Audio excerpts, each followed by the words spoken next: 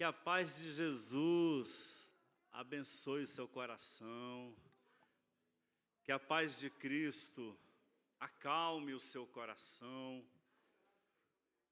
É possível que você tenha chegado aqui atribulado, que você tenha chegado aqui angustiada, aflita.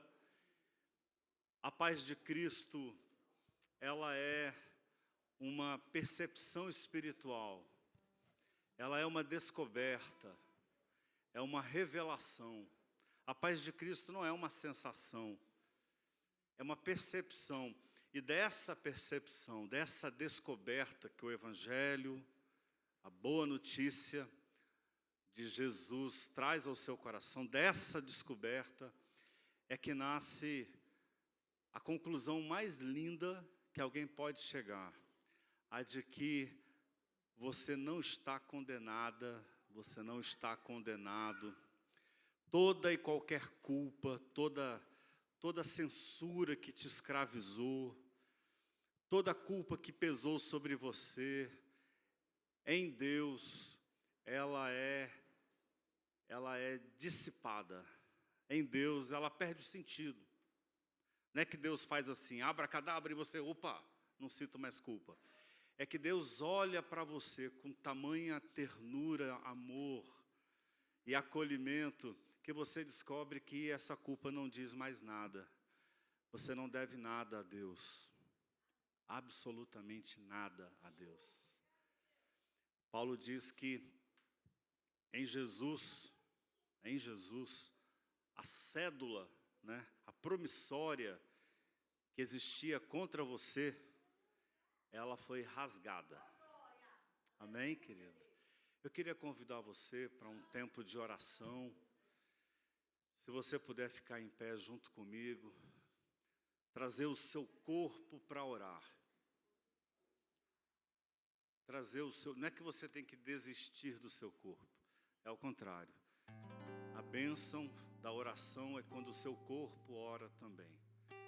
É quando você permite que tudo em você fale, ou que tudo em você silenciosamente diga. Eu queria convidá-la a recebermos a palavra de Deus em oração, a fazermos uma leitura orante. Os místicos da antiguidade chamavam essa leitura que ora, que contempla Deus, de Lécio Divina. No latim significa leitura de Deus, ler Deus. Quem aprecia literatura, às vezes diz assim, eu estou lendo João Guimarães Rosa. Eu estou lendo Adélia Prado. Estou lendo Machado de Assis. Eu estou lendo Dostoiévski. Por que não dizer, a partir da palavra da Bíblia, eu estou lendo Deus? Porque Deus diz isso, eu estou lendo você. Eu queria que você ouvisse agora a palavra, eu vou fazer uma leitura, eu chamo de leitura orante, quando a gente pode, se você quiser, fechar os seus olhos, enquanto eu faço a leitura, deixar que a palavra de Deus, ela ore em você, a partir de você. Diz assim, Mateus capítulo 21, a partir do versículo 12. Jesus entrou no templo e expulsou todos os que ali estavam comprando e vendendo. Derrubou as mesas dos cambistas e as cadeiras dos que vendiam pombas. E lhes disse, está escrito, a minha casa será chamada casa de oração. Mas vocês estão fazendo dela um covil de ladrões. Os cegos e os mancos aproximaram-se dele no templo e ele os curou.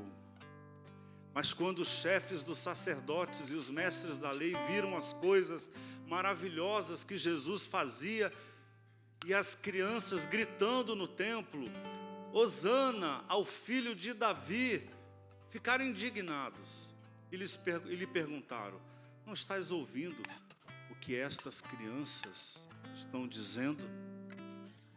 Respondeu Jesus: sim. Vocês nunca leram? Dos lábios das crianças e dos recém-nascidos suscitaste o louvor. Amém. Senhor, nós trazemos o nosso coração em oração, porque somos tão sedentos da Tua presença, essa presença que está para além de qualquer doutrina. Obrigado, Deus, porque o Senhor é mistério, o Senhor é amor, porque a Tua presença é luz, porque Tu és luz, como diz a Tua palavra. Obrigado, Senhor, por estar além das minhas palavras, porque às vezes, Senhor, eu oro, às vezes nós oramos e não conseguimos dizer. Às vezes só conseguimos silenciosamente chorar. Às vezes o que temos é choro, apenas choro. Mas o Teu Espírito intercede por nós com gemidos inexprimíveis. Senhor, a Tua presença misteriosa vem nos envolver. Enquanto nós proclamamos a nossa fé com canções, enquanto nós declaramos as coisas boas que o Senhor vem fazendo entre nós, limpa o nosso coração, Deus. Lava-nos com a Tua palavra, que é água, que purifica. Lava-nos, ó Deus, com a Tua presença, em nome de Jesus, em nome de Jesus. Eis a nossa oração, Senhor. Aleluia, aleluia, aleluia. Vamos encher esse lugar de música e de proclamação da nossa fé.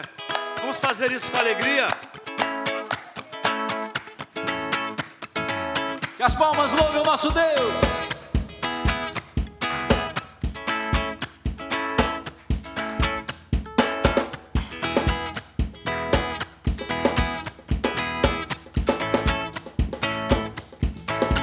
Sou grato por tudo que tenho, o tesouro maior desse mundo me foi dado como herança eterna, maior prova do amor tão profundo. Tenho vida, alegria em todo tempo. Tenho amigos, família, muitos irmãos.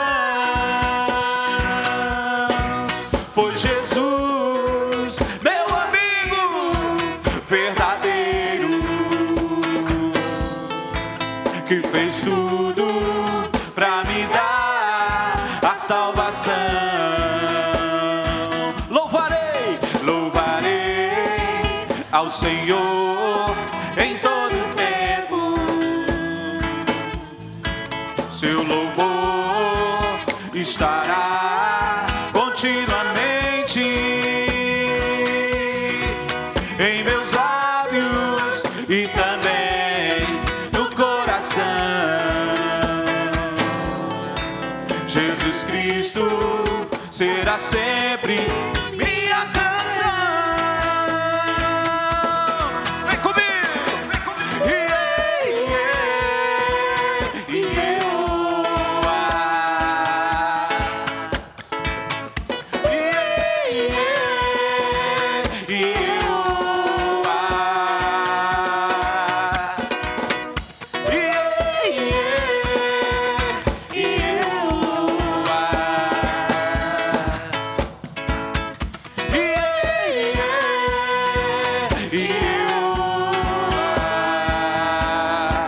Eu sou grato por tudo que tenho, o tesouro maior desse mundo,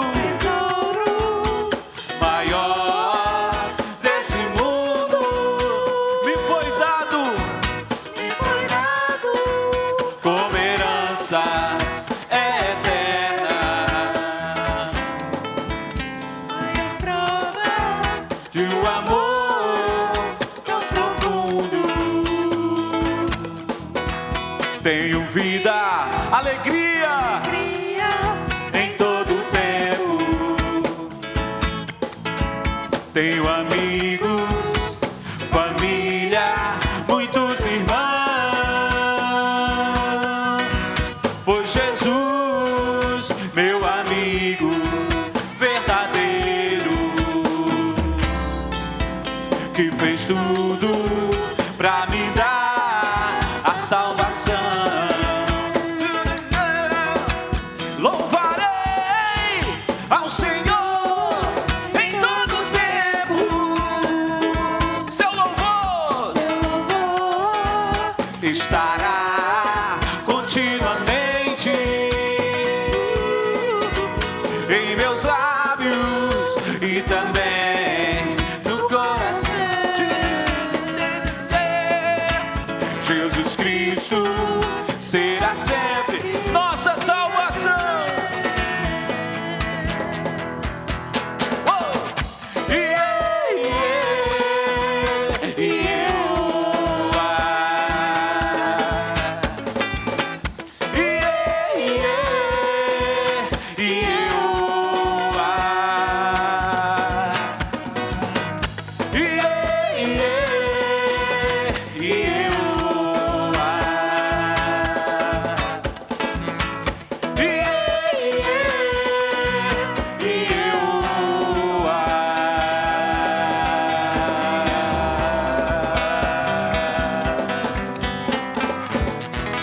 Aleluia! Glória a Deus, que bênção, que manhã festiva, que manhã linda. Bom demais estar aqui na presença de vocês, na presença de Deus.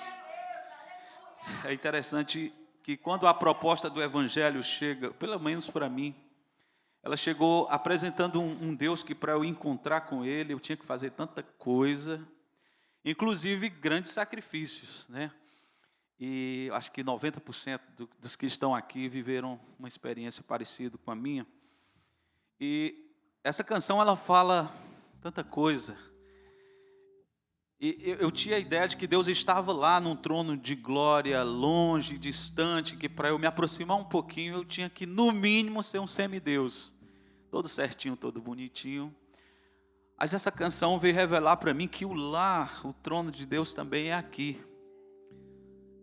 Desse coração que chora, como diz essa canção, num abraço que consola. Vamos cantar isso?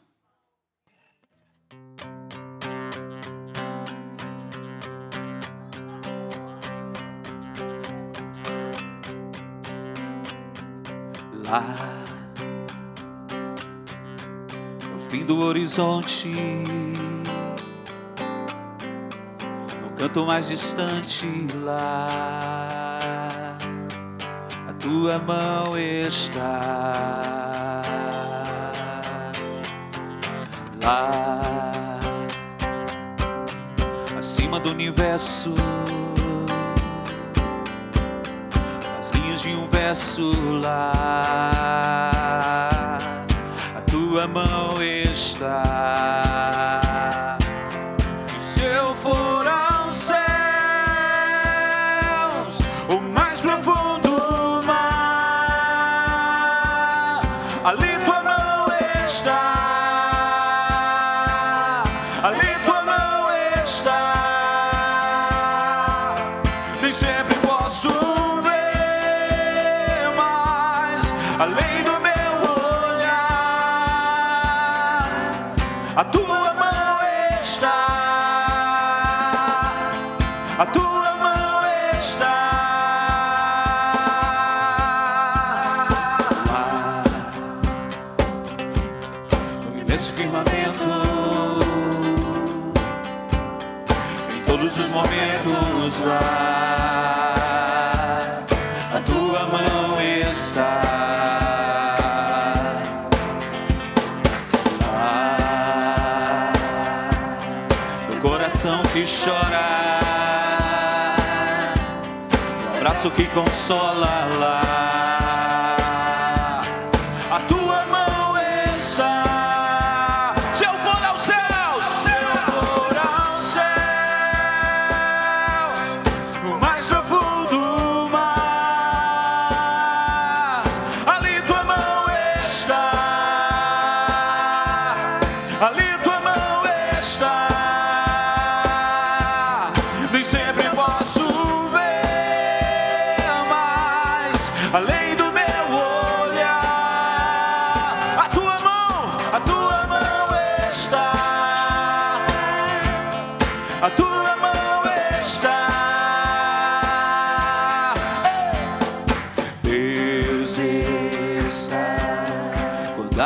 conhece, Deus está. No fim do dia, Deus está. Deus está. Conhece tudo, Deus está. O que eu preciso nele está. Deus está. É o meu consolo, nossa alegria nele está. E se eu for aos céus, no mais profundo do mar, ali tua mão está. Ali tua mão está. Nem sempre posso ver, mas além do meu olhar, a tua mão está. A tua mão está. Se eu for ao céu, mais profundo do mar, ali tua mão está. A tua mão está. Nem sempre posso ver, nem sempre posso ver, mas a tua mão está. A tua mão está. E se eu for aos céus, no mais profundo do mar, para onde fugirei do teu Espírito, Senhor? Se eu subo aos céus, se eu me prostro no abismo, lá eu também te encontro. Para onde eu fugirei do teu Espírito? A tua mão está. A tua mão está. Nem sempre posso ver, nem sempre posso ver, mas além do meu olhar, a tua mão está. A tua mão está. A tua mão está.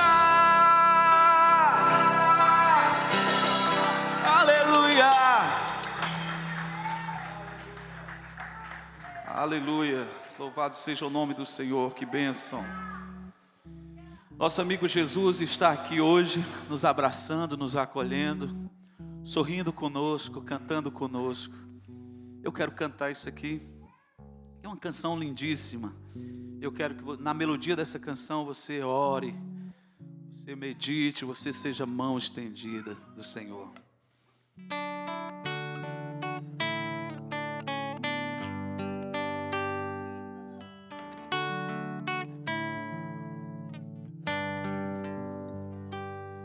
Não existe nada melhor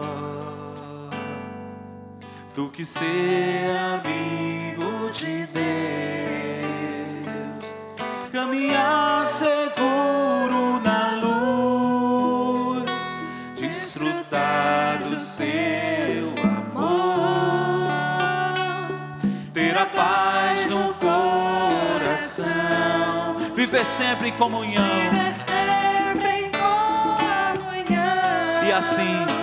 E assim perceber a grandeza do poder de Jesus, meu bom pastor. Não existe nada melhor. Vamos cantar, vocês sabem. Do que ser amigo de Deus, caminhar seguro na luz, desfrutar do seu amor, ter a paz no coração, viver sempre em comunhão e assim perceber a grandeza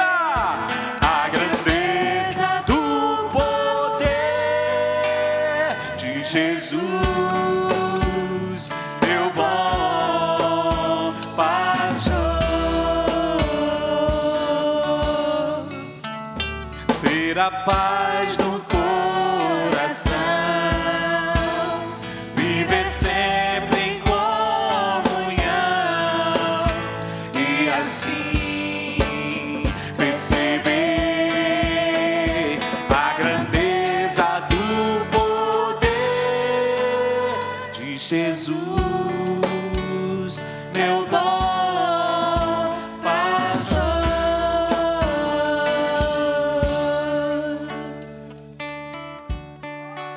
Entre vocês, há alguém que está sofrendo, que ele ore. Há alguém que se sente feliz, que ele cante louvores. Entre vocês, há alguém que está doente, que ele mande chamar os presbíteros da igreja, para que estes orem sobre ele e o unjam com óleo em nome do Senhor. A oração feita com fé curará o doente, o Senhor o levantará. E se houver cometido pecados, ele será perdoado. Portanto, confessem os seus pecados uns aos outros e orem uns pelos outros para serem curados. A oração de um justo é poderosa e eficaz. Nós queremos te dar a oportunidade de compartilhar a sua dor, ou compartilhar o seu cansaço, ou compartilhar o seu medo, ou a sua ansiedade, a sua necessidade. Você está em um lugar onde a sua fragilidade não é novidade, não causa espanto. Nós somos uma comunidade de pecadoras e pecadores, alcançados pela maravilhosa graça de Jesus. Aqui você pode ser quem você é. E nós vamos orar por você agora. Eu e o pastor Johnny vamos nos colocar nesses dois lados. Eu vou ficar aqui à esquerda, o pastor Johnny aqui à minha direita. E nós vamos ungir com óleo você. O óleo é uma linguagem. Ele não tem poder místico. O que tem poder é a tua fé. Foi assim que Jesus falou: a tua fé te salvou. Esse exercício, e não é porque a sua fé ela é forte, é porque ela é por si só poderosa, porque ela é essa capacidade de confiar, de trazer, de esperar em Deus. Se você precisa de oração, eu vou convidar você a sair do seu lugar, a se colocar aqui à frente ou do Johnny ou à minha frente, e nós vamos orar por você. Pode vir.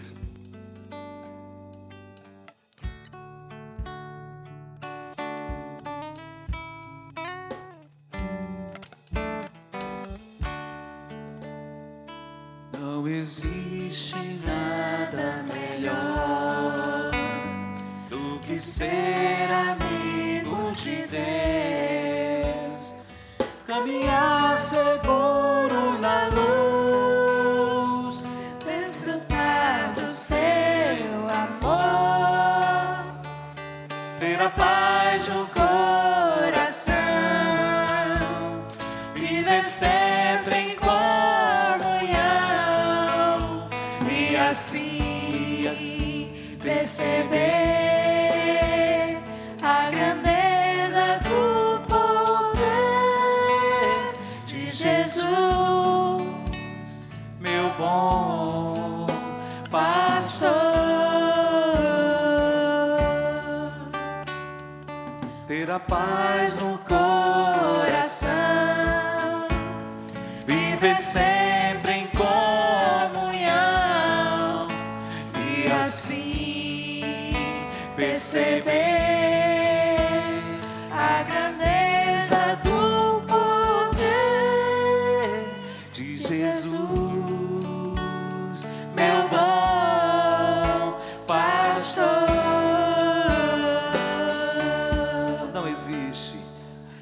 existe nada melhor do que ser amigo de Deus, caminhar seguro na luz, desfrutar do seu amor, ter a paz no coração,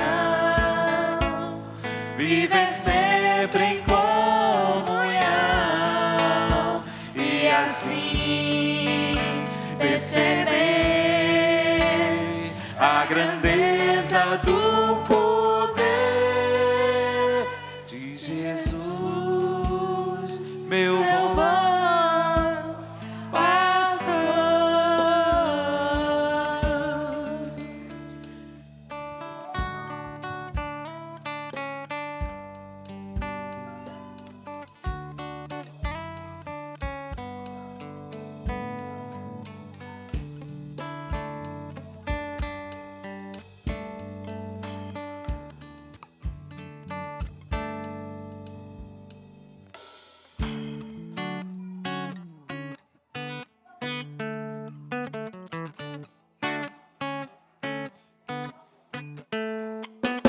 Calmo, sereno e tranquilo, sinto descanso nesse viver. Isso devo a um amigo que só por ele eu pude obter. Ele é Jesus, meu amigo, meu Senhor, o Salvador. Só por ele ganhei a vida eterna com Deus, com Deus. Triste foi sua história, levando a cruz sem pecado algum. só porque me amou. Só porque Isso é lindo. me amou, Morreu por mim. morreu por mim, não hesitou. Ele é Jesus, meu amigo, meu Senhor, o Salvador. Só por ele ganhei a vida eterna com Deus, com Deus. Calmo, sereno e tranquilo, sinto descanso nesse viver. Isso devo ao amigo, e só por ele eu pude. E a igreja canta com a gente. Ele é Jesus, meu amigo, meu Senhor, o Salvador. Só por ele ganhei a vida eterna com Deus, com Deus, com Deus.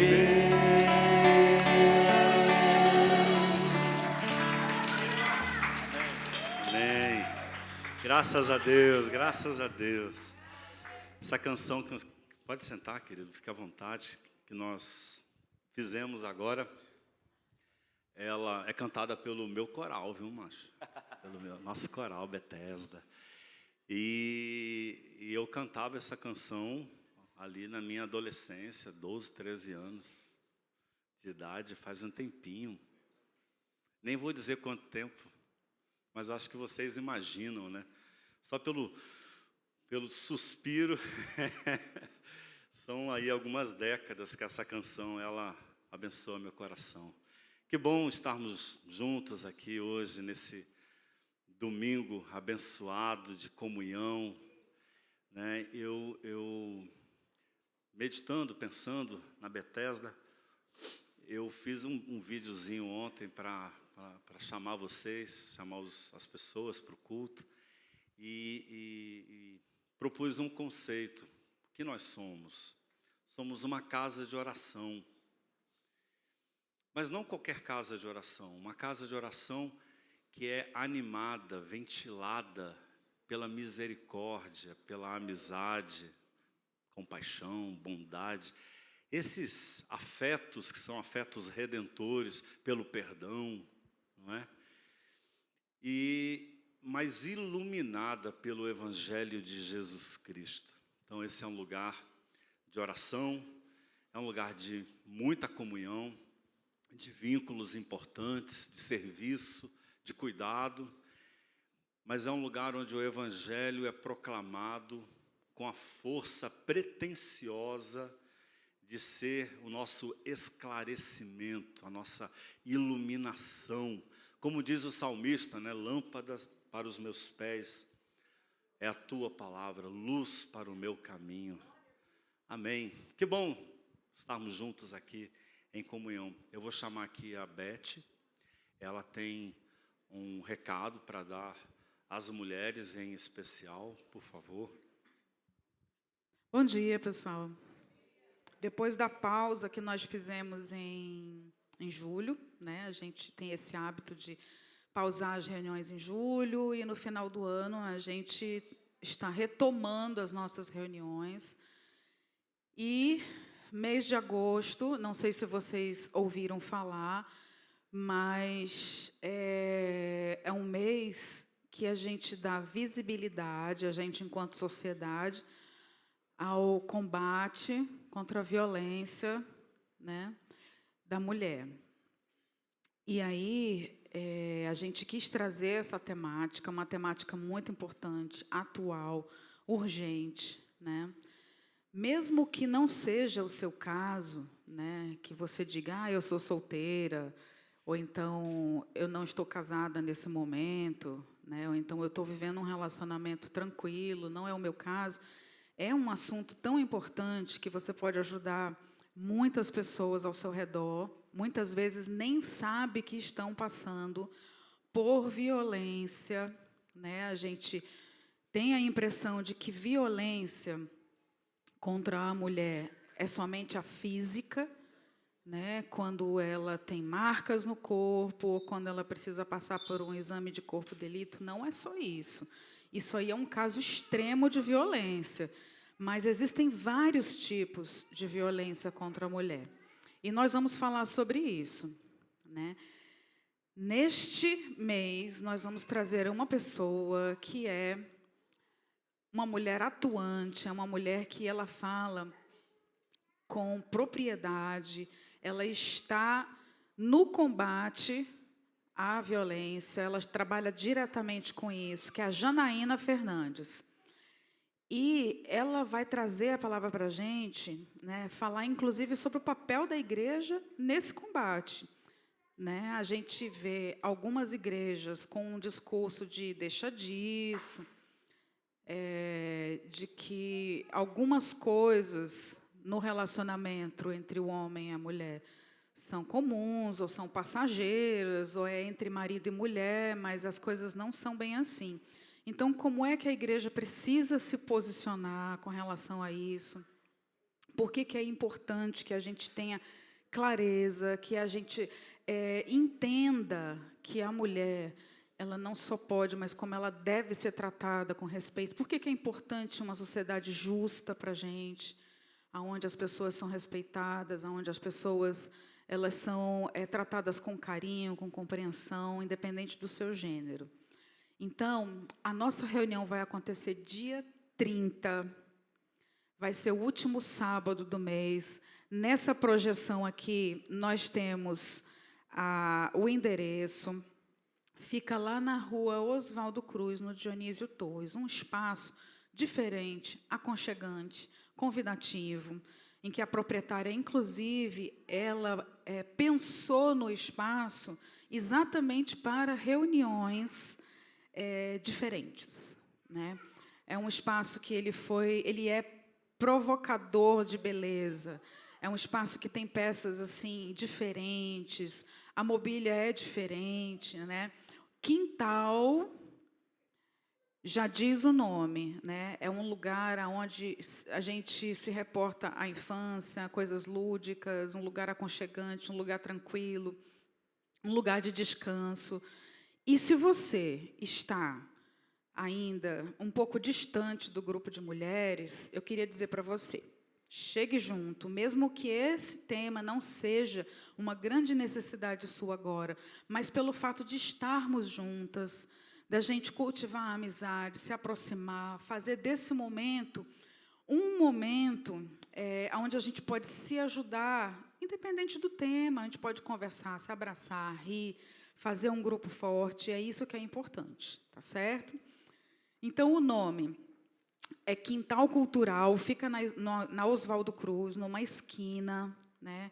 É bem aconchegante, e o número de pessoas que cabe nesse lugar são 25 pessoas. Então, eu preciso que você fique bem atento à nossa comunicação no WhatsApp, que responda e coloque o seu nome até o dia, certo? Porque aí são 25 pessoas, eu não tenho como inventar cadeira na hora. Então, assim, são 25 pessoas que vão participar, além da nossa convidada, né? Então, vamos passar a lista no WhatsApp, coloque o seu nome, não precisa levar nada para comer. Por quê? Porque lá ela serve e você vai pagar só a consumação. Se você quiser só um pedacinho de bolo, você vai pagar pelo seu pedacinho de bolo. Se você quiser tomar um caldo, você vai pagar pelo seu consumo. Então, não precisa levar nada, só o seu coração aberto, sua disposição, sua alegria.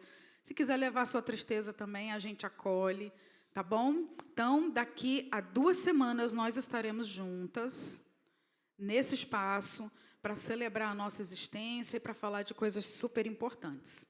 Conto com vocês lá, tá certo? Obrigada.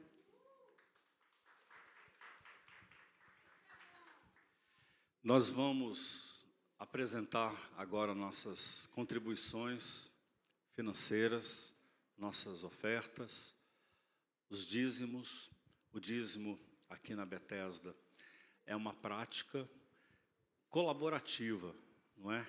É uma prática de cooperação. Nós não damos o dízimo como quem cumpre uma regra mística, não é? Uma regra que veio de cima para baixo, de Deus para nós. O chamado de Deus é para gratuidade, é para generosidade, é para o serviço, não é? E nessa gratuidade, nesse serviço, nesse viver generoso, nós trazemos também os nossos dízimos, que a gente é um pacto invisível, não é? Ninguém manda ninguém assinar em lugar nenhum, ninguém fiscaliza, não tem um serviço de cobrança telefônica. Alguém aqui já recebeu ligações do tipo, né? Te lembrando que você está perto de pagar, que está no dia de pagar, que passou uma semana, que você tem que negociar o que deve. Não, nada disso. Não é uma dívida. É um pacto de amor voluntário que nasce da minha compreensão de que essa comunidade de fé, ela é necessária. E eu sou grato a ela, a Deus por ela, que nela eu sou edificado, nela eu sou fortalecido, consolado. Nela a palavra de Deus alimenta a minha fé, tá bom? Então, nós vamos fazer isso agora. Nós temos os dados bancários, para quem quiser fazer um Pix. Se você quiser fazer uma doação especial, é bem-vinda. Nós precisamos da contribuição de cada um aqui, cada um de nós, nesse momento, tá bom? Vamos orar a Deus e não perder a oportunidade de tornar o ofertório um exercício espiritual, não é? De desprendimento. O desprendimento assim, o que é que eu ganho com isso? Absolutamente nada. Que bom, que chance preciosa de fazer alguma coisa que não seja em troca, que não seja movida por egoísmo, por ganância, por cobiça. Fazer movido pela gratuidade. Senhor, eis aqui a nossa oferta. Nós temos consciência do valor dessa comunidade, nós temos consciência do serviço que ela presta, dos custos que os vários serviços aqui trazem a essa comunidade e nós queremos dividir essa obrigação, essa despesa. Nós queremos compartilhar, fazer parte, Deus. A oferta que eu dou agora, Senhor, ela é a oferta de mim mesmo. É a minha vida devotada ao amor, ao Evangelho, ao reino de Deus. Em nome de Jesus. Amém. Amém. Vamos ofertar ao Senhor.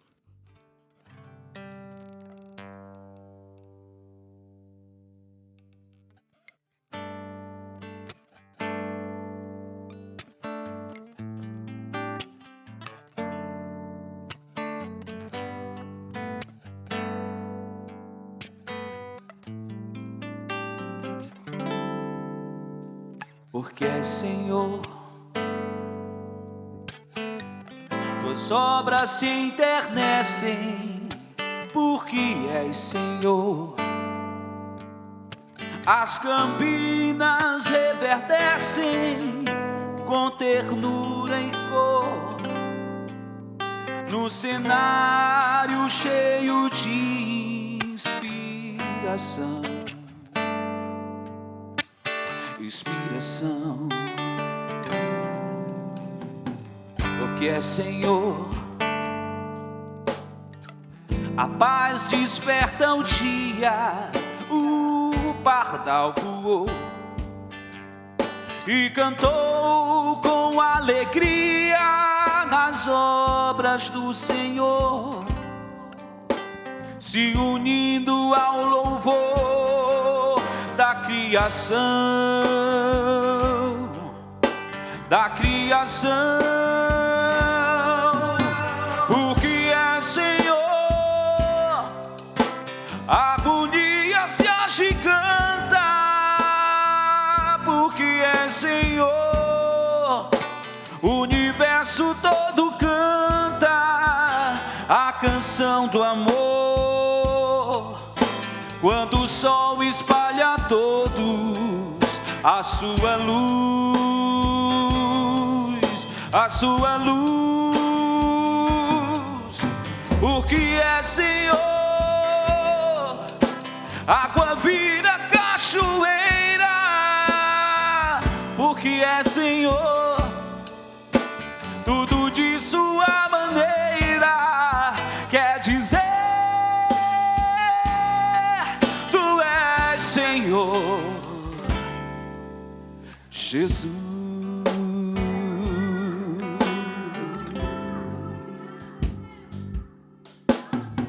Porque és Senhor, sou livre e perdoado de todo rancor e do peso do pecado que me escravizou, que aumentava mais e mais a minha dor, a minha dor. Porque é Senhor, aleluia, a morte foi vencida, o medo passou e a celebração da vida se perpetuou.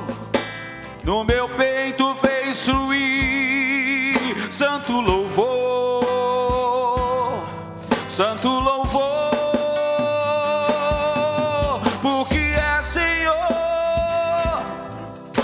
os céus te proclamam glórias, porque é Senhor, confessamos a vitória que no teu amor atingiu a todo homem a partir da cruz. E quando chegar o teu glorioso dia, quando o céu se abrir e contida alegria, vamos declarar: tu és Senhor, Jesus.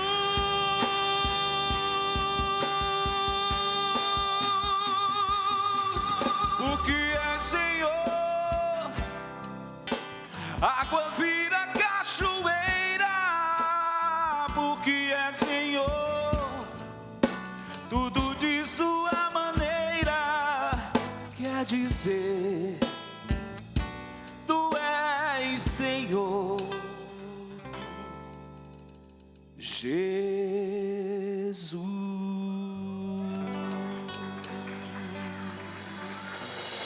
Glória a Deus. Glória a Deus.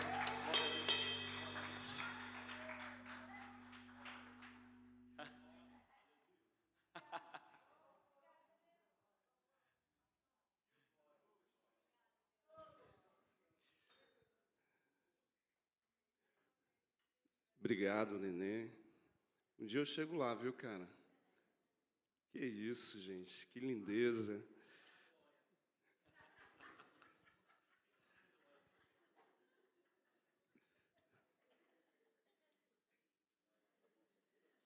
Mais. Pronto.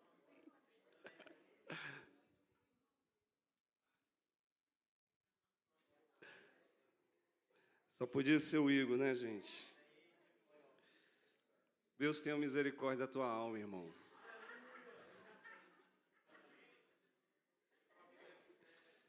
Que a mão do Senhor esteja sobre ti, viu? Gente bonita, bom dia. Que manhã, hein? Cheio de afeto, cheio de beleza, de encontro. Um bocado já de salvação para a gente, para o nosso coração, para o teu coração.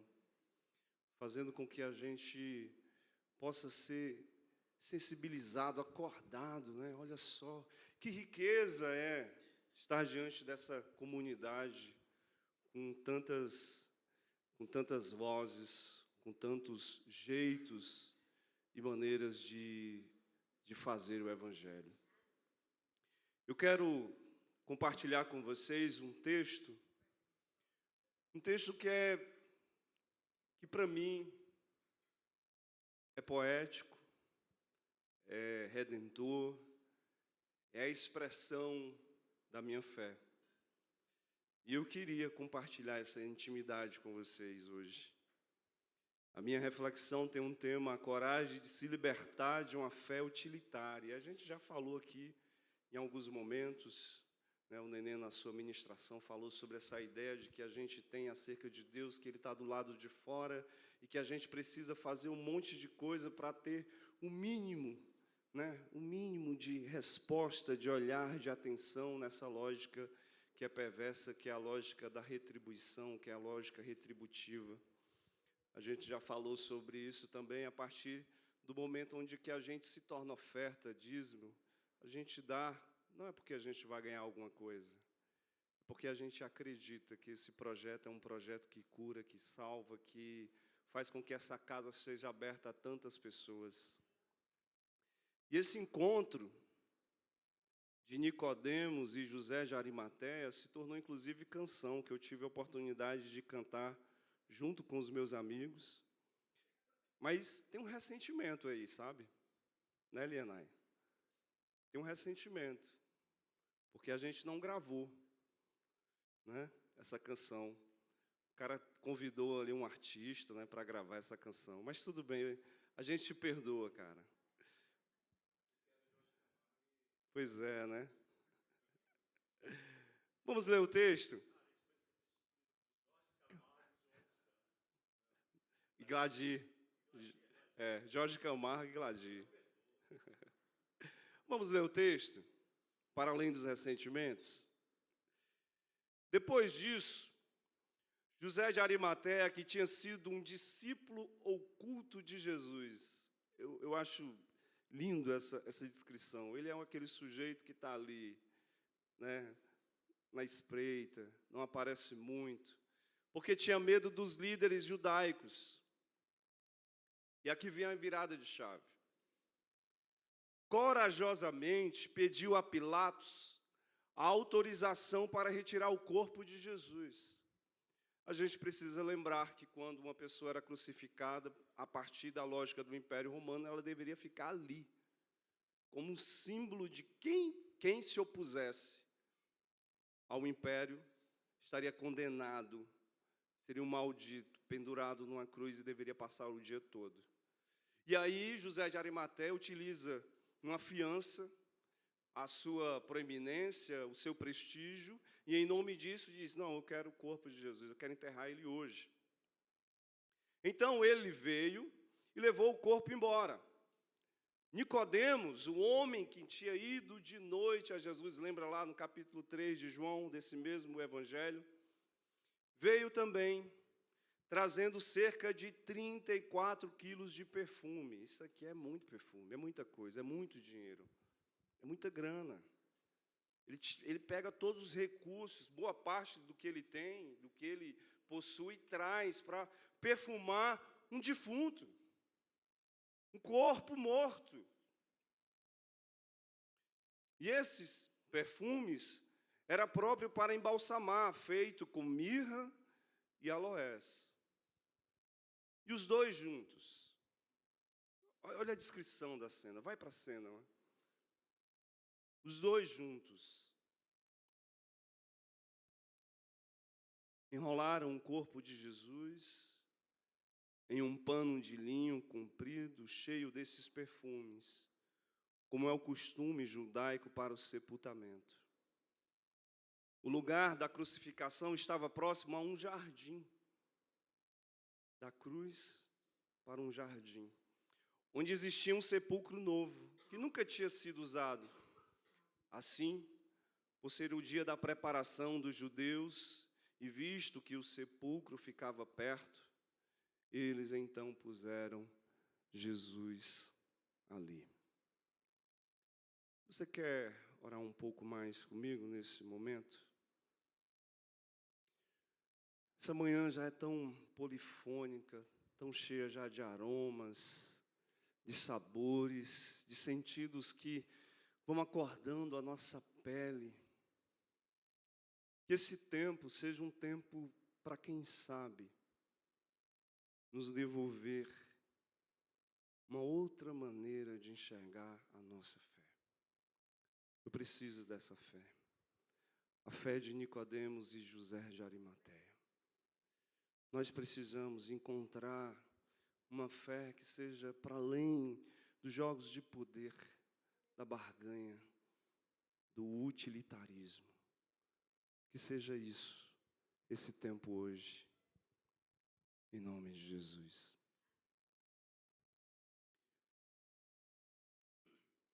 É possível a gente pensar em uma fé sem uma dimensão retributiva, sem essa lógica mercantilizada da relação entre nós e o divino? Fica com essa pergunta aí. Veja, todos nós aqui, todos nós somos filhos e filhas de um projeto de sociedade a qual estamos imersos, que por muito tempo forja, vai nos fabricando, vai nos condicionando, e muitas vezes de um jeito sutil, e que de certo modo, e que de certa maneira, parece nos condenar eternamente a essa dimensão nociva, tóxica, e que vai para além dos aspectos econômicos. Se introjetou visceralmente nas relações, nas nossas relações, todas elas. As de amores, de afetos, de trabalho, as relações entre amigos, todas elas estão permeadas desse sentido, dessa lógica, desse prisma, desse jogo. Qual é? Nós sempre estamos em busca do lado de fora, para além de nós, de uma maneira, de uma fórmula, de uma entidade, de uma fé, de uma espiritualidade, de um desejo, de uma pessoa, que de algum modo esse objeto nos garanta uma certa recompensa. É sempre assim. Nós olhamos para o outro sempre em busca daquilo que ele, que de alguma forma, nos gratifique. Em outras palavras, é a lógica da liquidez, como já denunciou Zygmunt Bauman. O que prevalece nessa relação, o que prevalece nessa projeção é a gratificação. E esse ciclo é permanente. Quando as nossas expectativas não são atendidas, quando os nossos desejos não são satisfeitos, a gente tende a abandonar essas relações em busca de uma nova experiência que possa nos satisfazer. E aí entra as nossas relações aqui entre pessoas que se amam, entre os amigos, mas também é uma relação entre nós e a nossa fé, essa experiência de fé. Se de algum modo essa experiência com o divino, com o sagrado, não te consigna gratificação, não te possibilita uma recompensa, geralmente nós abrimos mão dessa fé. Agora preste atenção. Como você e eu nos sentimos quando a gente é surpreendido por alguém que é cordial? Sabe aquela pessoa que chega, que é cortês, que tem um trato elegante com você, que tem um gesto de delicadeza, de uma hospitalidade que te faz sentir em casa, de uma atenção que repara e se detém com entusiasmo diante das nossas histórias, de uma disponibilidade de presença para não nos deslocar, para fazer com que a gente não se sinta perdido e sirem agregados. O que a gente pensa? É o primeiro contato, é a primeira vez que a gente se vê, é a primeira vez que nós estamos diante desse outro, que tem esse sentimento que transborda, esse comportamento, esse gesto, e que nos coloca ali em atenção, em presença, e que nos dá a hospitalidade. O que a gente pensa? Aí eu fiz uma pesquisa em casa, né? Aí a minha mulher disse logo assim: essa alma quer reza. Qual é o golpe? É a pegadinha, isso é uma pegadinha. Uma hora a máscara cai, essa pessoa não pode ser isso tudo. O golpe está aí, cai quem quer. Duvido que seja essa Coca-Cola toda. Veja que interessante. A desconfiança que nos perpassa diz de outra coisa.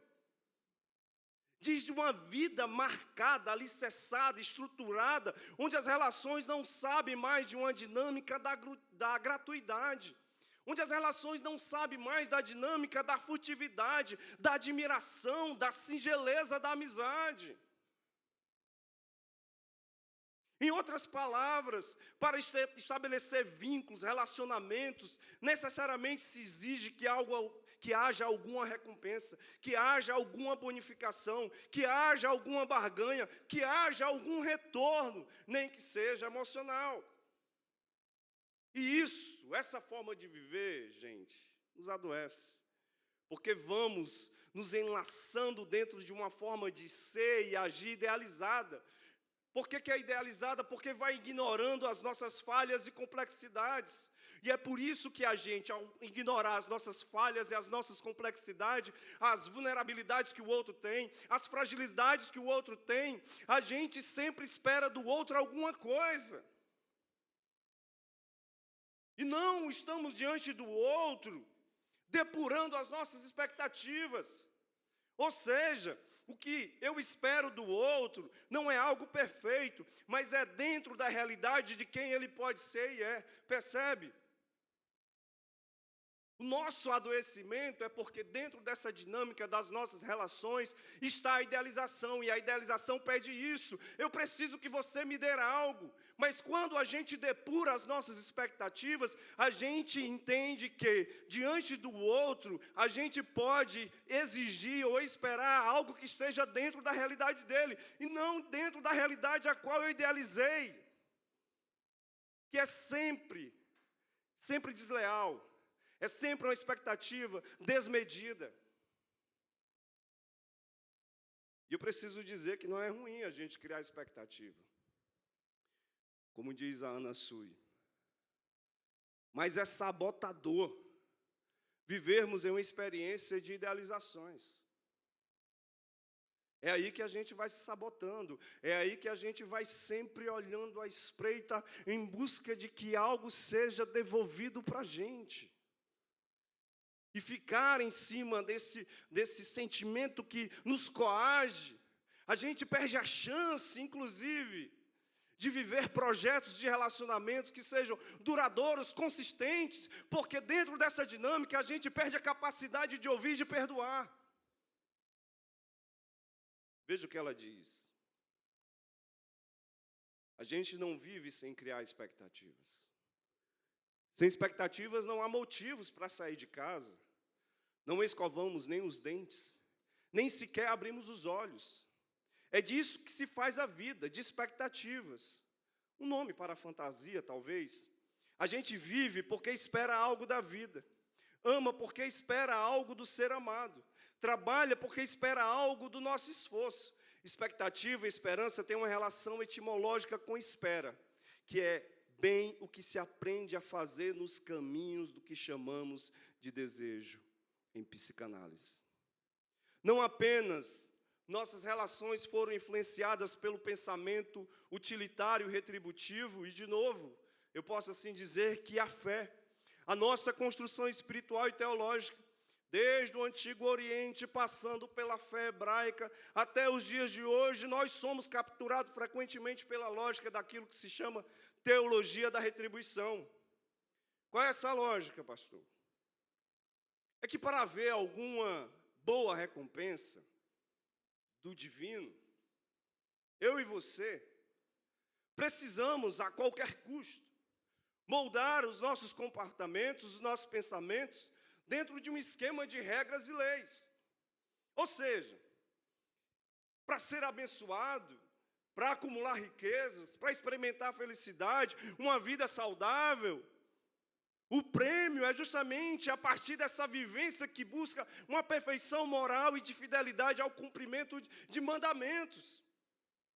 Do outro lado, enquanto a pobreza, as doenças, os acidentes, os infortúnios e sofrimentos são a materialização daqueles que não cumpriram as regras, daqueles que não cumpriram os dogmas, daqueles que não seguiram as leis, daqueles que não conseguiram fazer de si alguém perfeito. Olha que tragédia. A fé que anda de mãos dadas à lógica utilitária e da retribuição vai nos ensinando sobre o culto do mérito, o apetite por uma vida superior extraordinária, onde o milagre se justificará por qualquer meio, e é por isso que hoje no Brasil tantas pessoas são exploradas.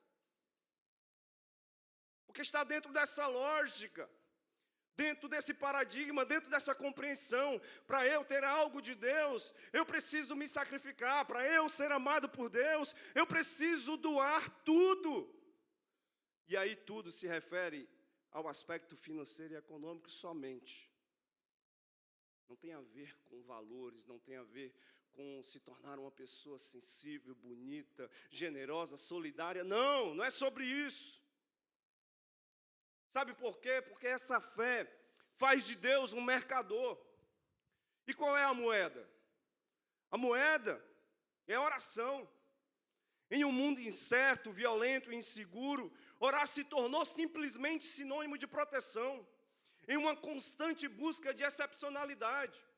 Melhor dizendo, orar se tornou uma forma de manipular o sagrado para que o mundo se torne a meu favor. Gente, isso é deplorável.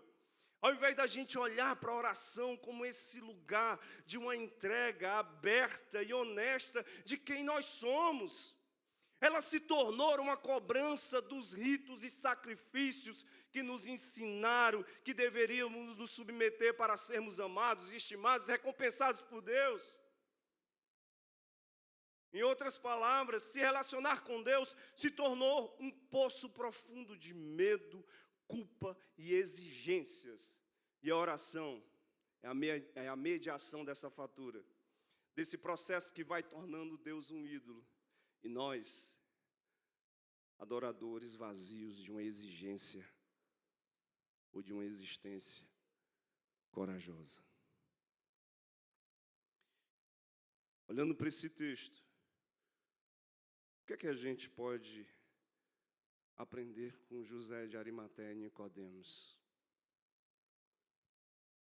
Melhor que acreditar no que Deus pode fazer por você é eu e você nos transformarmos em uma testemunha que exala uma vida de amor.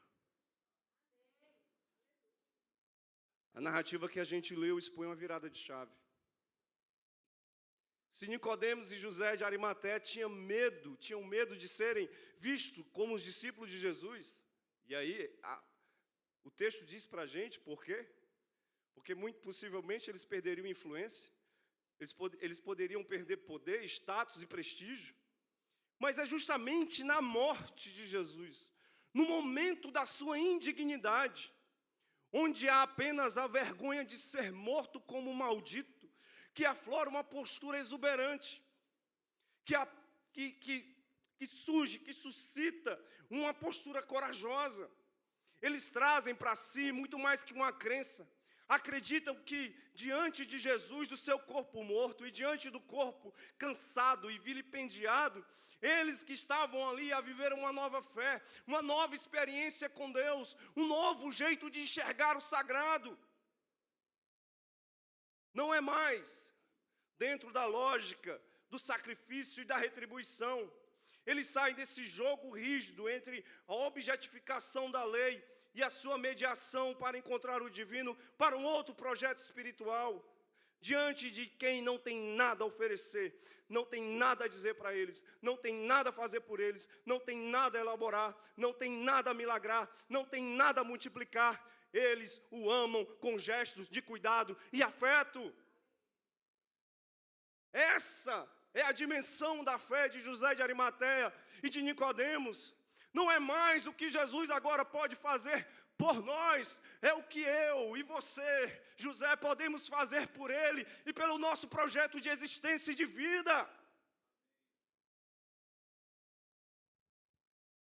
É na inutilidade banal de um homem nu e desfigurado, de um divino impotente, que acende uma outra fé, a fé desses homens. Essa fé que prefere fazer das suas vidas um testemunho que sabe do divino. Eles sabem de Deus, à medida que se doam em cuidado e atenção a quem não tem como os recompensar. Não há como Jesus retribuir, não há como Jesus agradecer, não há como Jesus olhar para eles. Mas eles estão ali, imersos nesse projeto de fazer a vida deles uma doação generosa de amor naquele instante mais trágico, mais doído. Veja, não é mais sobre quem passou a vida toda a esperar por Deus. É sobre quem ousou fazer Deus à espera deles. Deus está à espera de você. Deus está à espera de mim. É a inversão daquilo que aprendemos sobre o fundamento do nosso caminho espiritual. Ao invés de ficarmos reféns, sempre a olhar para cima, buscando salvação, buscando cura, mercantilizando milagres e soluções mágicas para a nossa existência, a fé desses homens se revela nessa coragem de encarar o mais perigo da nossa história humana, que é a morte. E que diante dela, mesmo nessa condição maldita, adoecedora, violenta, sangrenta, nessa atitude, eles transformam esse momento de luta e sofrimento em um bocado de delicadeza, graciosidade, presença de afetos. Percebe? A mudança de chave. Aquilo que a gente precisa olhar para a nossa história, para a nossa jornada, não é mais olhar para cima, é quem sabe olhar para o lado. Não é mais olhar para cima, é quem sabe olhar para dentro de si. E de novo, esses dois homens são homens públicos. Eles têm uma história de poder e proeminência. Então, não é à toa que os caras pediram o corpo e o corpo foi dado. Eles não são um Zé Ninguém. Eles estão arriscando a própria pele, eles estão arriscando a própria reputação.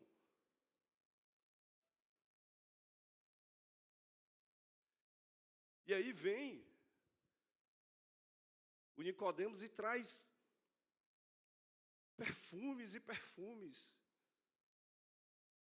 Lembra da imagem da mulher que banhou os pés de Jesus com perfume e eles ficaram escandalizados porque valia muita grana, muito dinheiro, e era só um, e aqui o Nicodemos traz 30, nessa extravagância do amor. Eles arriscam as suas reputações para esse serviço que era visto como impuro, inadequado e de uma posição inferior. Por quê? Porque eles veem as mulheres como inferior. E esse serviço de perfumar era destinado às mulheres. Essa ação de perfumar o corpo era destinada às mulheres. É tanto que em uma das narrativas da ressurreição, as mulheres elas são surpreendidas pela ressurreição e o que é que elas têm nas mãos? É perfumes. São perfumes. Então, eles transformam aquele processo em uma fé que vai se corporificando com a intensidade e extravagância de quem enxerga em Jesus não um objeto, não é uma coisa, não é um bem, não é um amuleto, não é uma medalha para proteção, mas é de alguém que deixou um legado que agora, nessa hora onde todos foram embora, exceto as mulheres, são atravessados com tanta força que eles se tornam agora essas testemunhas de uma outra maneira de amar. Amar não como esse sentimento abstrato, idealizado, mas na sua mais potente e transgressora maneira.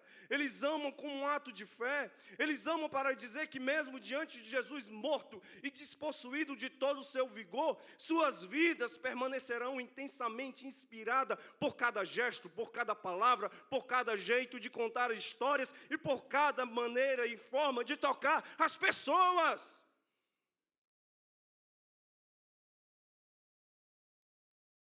Jesus está morto, mas quem ressuscita é José de Arimateia e Nicodemos. O ritual da mirra e dos aloés é esse lugar de quem encena que diante da despedida não há descrença, não há desimportância, não há demérito, mas uma fé que nos devolve a vida. E aí, como acreditar no corpo morto?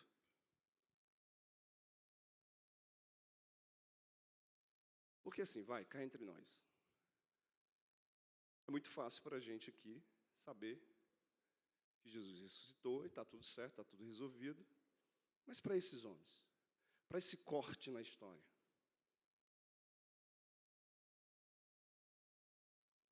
aí eu vejo como uma metáfora, uma mensagem muito importante para nós. Esse ritual é um ritual que pode fazer com que a gente entenda que é preciso continuar a acreditar nas pessoas. Por isso, a fé em Jesus é sobre acordar, despertar, ressuscitar em cada um de nós a insistência em não abrir mão de quem está à nossa volta. Por isso é a razão da nossa igreja, é a razão da nossa comunidade, é fazer com que cada um, ao seu modo, possa se sentir amado na sua vulnerabilidade, nas suas imperfeições, nas suas impotências, nas suas fragilidades. Para que assim, ao passo que nos tornamos um dom para com os outros, possamos transmitir e ser um legado de Jesus.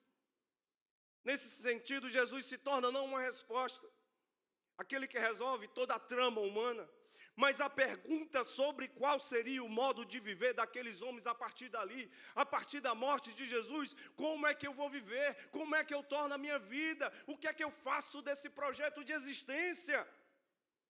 O que nós temos que fazer aqui é uma reviravolta sobre a pergunta, não mais do que Deus pode fazer, mas sim em que agora eu posso me tornar, quem eu posso me tornar, quem eu desejo ser, como eu posso viver a minha vida mediada por esse testemunho inspirado, que alarga a minha consciência, que me liberta de uma lógica de poder, da tirania do consumismo e que me põe de cara para o outro, aquele que é mais indigno.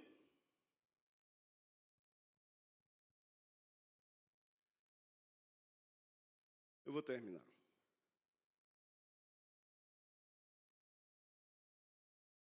Viktor Frankl, em seu livro Em Busca do Sentido, ele tem uma premissa que eu acredito que tem muito a ver com esse momento. Eu sei que esse momento aqui é um momento de travessia da sua fé, da nossa fé. Ele diz assim, e eu olho como esse articular sobre aquilo que pode ser a nossa vida, pensando também na construção de uma fé que a gente deseja. O que se faz necessário aqui é uma viravolta em toda a colação da pergunta pelo sentido da vida. Precisamos aprender e também ensinar as pessoas em desespero que a rigor nunca, e jamais importa o que nós ainda temos a esperar da vida, mas sim exclusivamente o que a vida espera de nós. Não perguntamos mais pelo sentido da vida, mas nos experimentamos a nós mesmos como os indagados, como aqueles aos quais a vida dirige pergunta diariamente e a cada hora, perguntas que precisamos responder, dando resposta adequada não através de elucubrações ou discursos, mas apenas através da ação, através da conduta correta. Em última análise, viver não significa outra coisa que arcar com a responsabilidade de responder adequadamente às perguntas da vida, pelo cumprimento das tarefas colocadas pela vida a cada indivíduo, pelo cumprimento da exigência do momento. Você quer ficar em pé comigo nesse instante?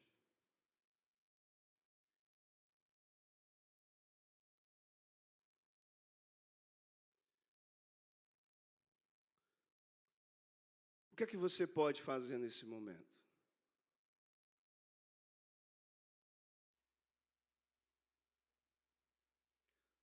Não é mais olhar para Deus e pedir para Ele que venha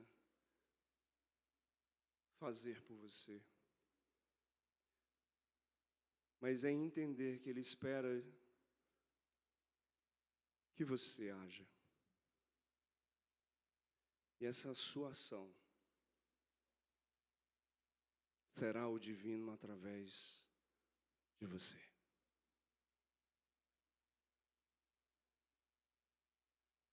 Onde estava Deus ali?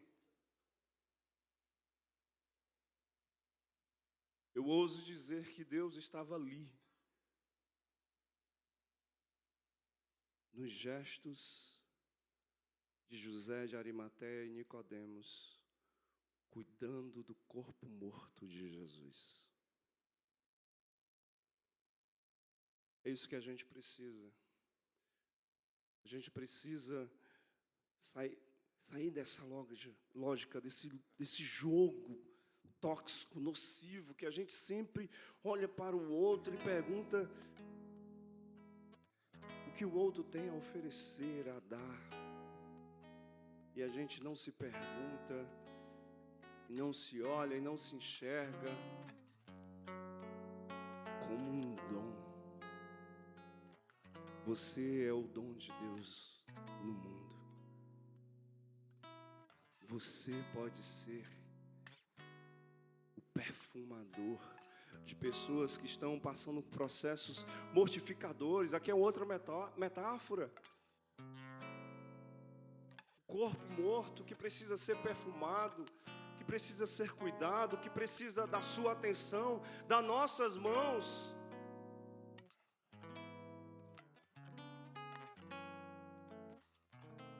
Ou quem sabe, eu e você vamos precisar de José e Nicodemos a cuidar de nós no nosso momento mais frágil, no nosso momento onde a gente experimenta a morte. Essa canção seja a nossa oração hoje, que a gente possa experimentar um bocado de salvação.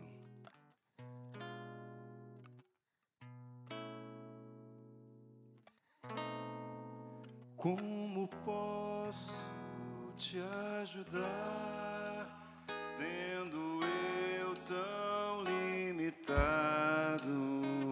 Por onde começar, se o esforço é gigante, mas não posso sossegar, vendo gente oprimida. Filho teu, meu irmão, esperando nessa vida, me ajuda, Deus Pai, te ajudar. Canta com a gente. Toma minhas mãos, usa meus pés, eis meus talentos e dons para cuidar do jardim.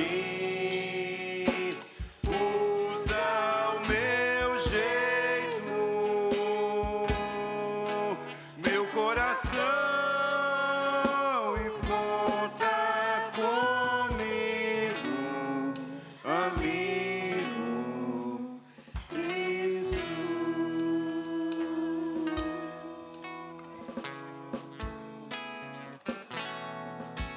Como posso te ajudar, Sendo eu tão limitado, por onde começar? essa oração que a gente precisa fazer?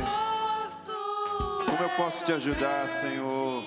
Mas não posso sossegar, vendo gente oprimida. Filho teu, Meu irmão, sem esperança nessa vida, me ajuda, Deus Pai, vai te ajudar. Eis as nossas mãos. Toma minhas mãos, usa meus pés, eis meus talentos e dons para cuidar dos jardins. usa o meu jeito, Meu coração e conta comigo, amigo Cristo.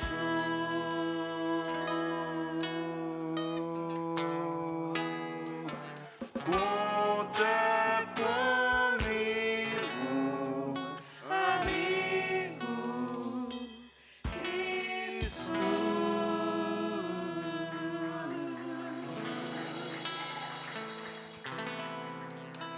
Aleluia. Graças a Deus. Que bênção, meu amigo Johnny, por palavra abençoadora. Que palavra que anima a nossa fé, né? A gente sai com uma perspectiva interessante de vida. Mais que vida feliz, uma vida interessante. Vale a pena. Olha, o nosso poeta, o Everton Raposa, ele produziu um livretinho com 3 dos poemas dele. São poemas maravilhosos. E quem ainda não teve chance de pegar o seu, ali na saída, ele tem à disposição alguns ainda, não é? E vale cada página, cada palavra. Que bom. Eu quero abençoar você com a bênção que os apóstolos nos ensinaram a conferir a sua igreja. Que a graça do nosso Senhor Jesus Cristo, que nos convida à beleza, à grandeza, à liberdade de uma vida gratuita. O amor de Deus, o nosso Pai, que faz de nós Arimateias, Nicodemos a acolher todo aquele que um dia for um corpo cansado, um corpo morto. Que a comunhão e a consolação do Espírito Santo de Deus estejam sobre as nossas vidas, hoje e sempre. Você pode dizer comigo, amém, amém, amém.